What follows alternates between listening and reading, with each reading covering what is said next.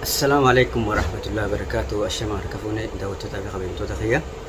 Akkuma beekamu gaa irraan tana waan isin qabadde dhufee alhamdulillah. Akkuma beekamu ajandaa keenya kan duraanii ajandaa na godhatanii waaniin an irraa quban qabne haasanii ni beeytanii birraa ooroo siitiitu baara darbuu deema jechuudhaan kan irratti natti duulaa turanii quba qabdanii. Alhamdulillah rabbil alamin ammaan tan ammoo ifuma isaaniitiif waliin ka'anii hoggooggaas gaa waliin kaaseetis jidduu nama baasuunis ni jira. Ozumaan an quban qabaatini akkuma beekamu biituun lafa oowwaati. Yaani mana oowwaa tokko keessatti maal jeensin hima achi keessan na hidhaa turani.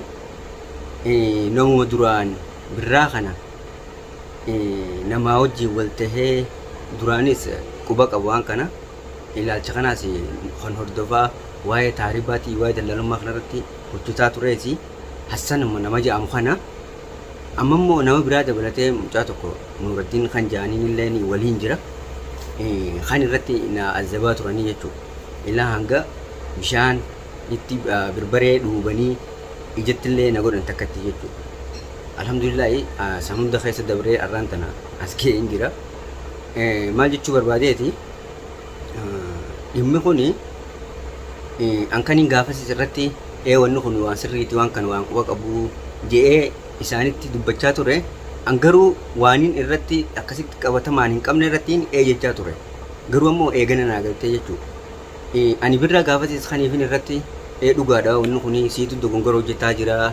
Gaafaan juun sanii Abrahaam Qobboo nama jedhamu isaatiitu waan kana birraan namaa sittiisi dhala jaarsa namaa jala deddeemuu fi waa'ee waan dhalaa kana irraa fuudhuudha jechuudhaan kan natti himee jechuudha.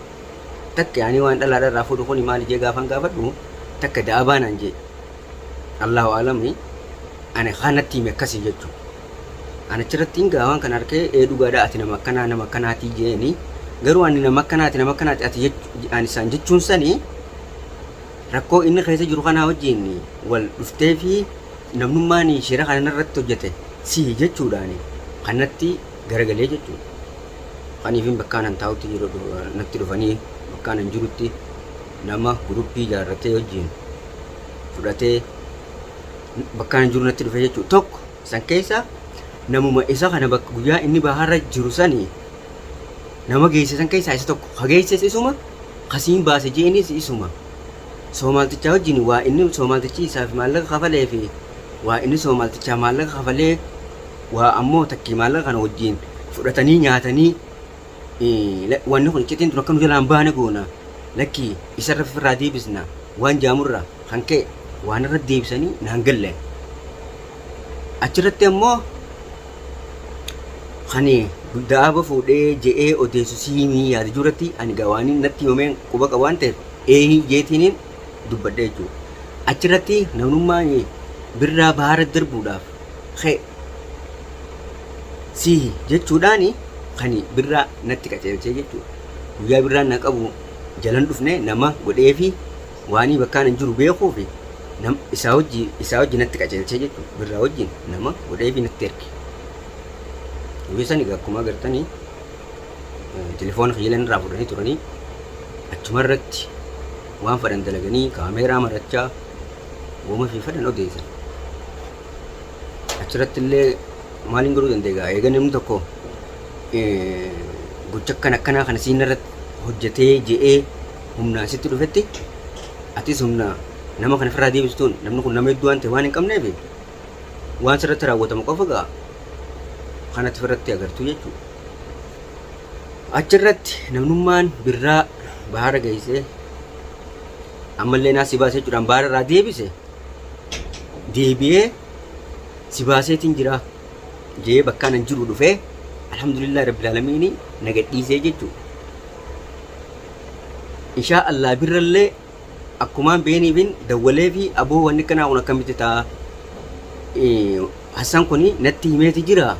Rakkoo uumamte tana hunda ati yoo gaafa san gaata gongoraan dhufteeti waan nubati irratti ana adda baa turte ilaan gabirbaree natti neetutti hayyeegaa inni niin anguyee san sitti hime osoo natti himu jirtuu namni ta'uuni arramoo akkamitti si qabuu danda'ee gaafan jee gaafadhu ani hin beeku kanaan juuti ani hin beeku wanni irratti na qaban tokko yoo ta'e intala qaadhimaa isaa san na jalaa fuutee bachiiftee jechuudhaanii naan jee tokko lammaffaa tokko ammallee nama naa hojii jiru jechuudha naa hojii jiru isaan kana jala kaniif si bira dhaabbadhee ani obboleessa kiyya jee Oromoodha jee si hojii dhaabbatu jiru isaanii wajjin saa'iba taatee kan jedhamu irratti yaani sababa anaa fi saayiboottan kiyya anammoo harkaan qabanii bire isaa wajjin deemtaa jechuu irratti isa qabanii tumuu eegalanii jechuudha.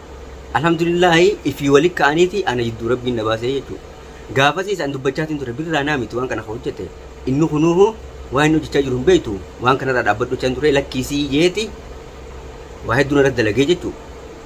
Garuu ammoo innummaan kan natti erge kan na qabe sani deebi'eeti ana na gadhiisee jechuudha. Na gadhiisuu isatti niin galatoonfadha. Garuu ammoo kan natti qacalte isa waan ta'eef kan waan ani hin beekne waan ani dalagee irratti hin beekne eesiitu godhee jechuudha natti moggaasa kana isa waan ta'eef kan ammallee deebi'ee wajjin na tume guyyaa lammaffaa irratti isa waan ta'eef ani viidiyoo isaa san irratti waan inni irraa viidiyoo maru jiruu fi kaniifin ani lakki birraa irraa hin kafaladhaa ammaasis bakka inni jirutti ganaa deemee isa irraa kafalachuudhaaf qophiidhaa waan ani godhoo naa jigoota jennaa gaafate jechuudha. Abshir si wajjin godha. Yoommoo naa wajjin goote siin gadhiise yoo godhuu baatte immoo asuma ta'e waan naan jirratti anis gaa waaniin hojiitti jedhiisee isaan kana bira jiruuf eegaaniin kun qaama mootummaa kan jiru waaniin balleessaan hin beekneef hayyee manumarraa na gadhiise. Okay. Akkasin na baase alhamdulillah rabbil alamin birraa giseen gaafadhes birraan akkas akkanaan juu ta'e jechuudha. Sababni miti maafi kan isaanii hojii maaliif saayibdaa kan juuni jechuudha. Ani ammoo harkaa beekee garuu ammoo birraa ani akka ilma Oromoo tokkotti hamtuuta kan qabuu fi ani ammallee inni obboleessuma kiyya ammallee hamtuun biraa takka dhufte isuma cinaan dhaabbadhaa jechuudha. Isaatu narraa saddeet malee waa hunda itti himeen jiran waan san ta'eef obboleessa dhiifama naa godhii telefoonaa illee naan jee hayyee dhiifama sii godhee jeeni dhiifama illee godheefi inshaa Allah kaniifi isa biratti illee wajjin nu agartan taha ammoo Hassan gocha inni raawwate sanii fi hay anarra raawwatee fi kan birarra raawwate san ammoo kan aarsaatti kafaluu taa'u isaa jechuudha. Waa an dogoggoroo jedhee fi waa inni hojjete birraafis galtee jirti. Ani ammoo akka nama dhuunfaa tokkotti waan inni irraa qabu waan inni irraa fudhu mana tokko wajjin gallu dallaalummaa wajjin dalaynu kan ammoo dallaalummaa sanarratti hin beekamee ho'is ani ijoollee asitti dhalatte namni waan godhu hin jiru jechuudhaan kani nama miidhu isaa jechuudha. Waan san ta'eef naafi birraan waan kanarratti waan birraan godhu san hin beeku inshaa Allah akka inni naa qaxaretti akkana bira dhuftu jee waan naa qaxaree jiruu fi inshaa Allah mee ni ilaala isa biraas ni dhaqa. Maaliif waan na godhu takkan qabu waan ta'eef ifiifuu akkuma na godhaa ture sanii isallee godhanii jechuudha. Maaliif gaafa ati boolla namaa qottu atilleen boollitti ta'e banaa ta'esii jechuudha. Waan ta'eef ammoo akka nama dhuunfaa tokkotti mucaa Hassan jedhamu san irraa kafalachuufis qophiidha. Tabirraadha ammoo irraa kafalatee dhiisee waan na galchuun qabu. Saniifuu daawwattoota kiyyaana irratti akkanaaf hubattanii jechuu barbaade yoo nife mallee hamtuun takka dhufte Hassanuma sanii jechuudha. Anaas fakkaatee isaas fakkaatee waan inni godhaa jiru Allahu aalam rabbumaa beeka. Garuu ammoo arguuf teenyaa jechuudha. Waa inni biyya tana keessa jiraatee fi waan nuti jiraanne waan agarru ta'a waliin. Naafi biraanis waan kana irraa wal garra akka irraa soonus walii gallee jirra. Achirratti waa dhiifama na gaafate dhiisee waa dhiifamaas gaafadha jee na yaamee hamtuu isaa sanii deebuu deemu hin beekon. Sigaleemi saniifuu ani akkuma nama tokkotti waan inni amantummaa firaa qabuuf niin dhaqaaf birra niin gaafadha. Waa tola naa himee fi waa hamtuu naa hime irraa hin hubadha. San booda ammoo waa birraan fedhu naa hojii jiraate naa hojii jiraachuu baate Hassanii jechuudha. Irraa kafalachuufis qophiidha. Maaliif waan ani godhe irratti dogongora isaa dogongora kiyya godhee saniifuu hordoftoota kiyya akkanaa hubattanii barbaada. Ani birraa dhibbaan dhibbatti illee dhiifama godhee fi maaliif mucaan kun biyya tana hin beeku akkuma beekamu sanarraa gad dhufe garuu akkatti dhufees maaliif akka dhufees ani hin beeku irraa waan ta'eef Ani immoo takkitti tan Abrahaam qobboonatti himasan saddaqee akkasii jechuun xiyyaa ta'insuutu qalata xiyyaa. Ani sirratti illee qalanni xiyyasan waan ta'eef ani dhiifama godheef isaafi. Tasanii achi ammoo birraan as keessa isaanillee naman qabu ammoo kol boleessa tokkotti naa wajjin dhaabbadhu jees wajjin dhaabbachuuf qophiidha.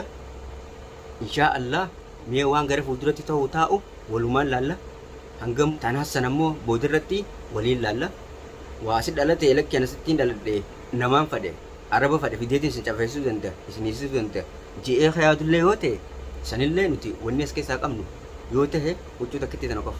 Akkuma inni warra taariba isin taariba dhuftan taariba ejeenii nu arrabsanitti nuti taariba taanuusi abbaan isaanii akkuma keenya kana dhufeeti asitti kan isaan dhale bakki bira bakki isaan irraa dhufan jiru dachee waliin baane waan ta'eef waliif gatteenyee jirra. Inshaa Allah ani gammachuun qaban akka kiyyatti maaliif oowwa san keessaa bahuufis gara manattis deebuu kiyyaafis alhamdulillah hujirraa na kutanii manarraa na kutanii waa hedduu na godhanii tanga kaameeraa osoo narraa mariin na godhanii turre waan ta'eef kanaa san yeemuun namatti ulfaata. Garuu ammoo akka dhuunfaa kiyyatti isa irraa qablachuuf dhiisuuf illee hin ta'u waan ta'eef asii maannaa beekan jechuu barbaada. Asii iddoo xiyyeetan yoo gartallee an dhiifama sii godheen jira. Ani hamtuu biraa taniin sii qabu garuu ta'a Abrahaam qobboo san inni akka zeenatti himuu saniif inshaa Allah namallee dawwaleetiin isallee qorachuu ta'a. Abrahaam qobbootillee wanni kun waan inni sobanatti himee fi dhugaa ta'u ganaan baraa jechuudha akka kiyyatti. Maaliif duraan telefoonni isin harkan jiru akkaan waan kanan gaafannees hin danda'u waan ta'eef amma immoo telefoona keenya deebisa waan ta'eef isuma san kan naaf ijallee waa hidhee mana darbee irraa fuudhee fidu akkatti fida Allahu a'lam waan ta'eef ammoo wal agarra Hassan viidiyoo tan agarte agaruu baatte inshaa Allah wal harkuun kiyyaa fi ka'e waan hin oolle teessin qabdan Oromootiya laayik godhuu sheer godhuu qof isa biraan naaf ge'a haa arkuu viidiyoo tana. Assalaamu alaikum warahmatullahi wabarakatuh.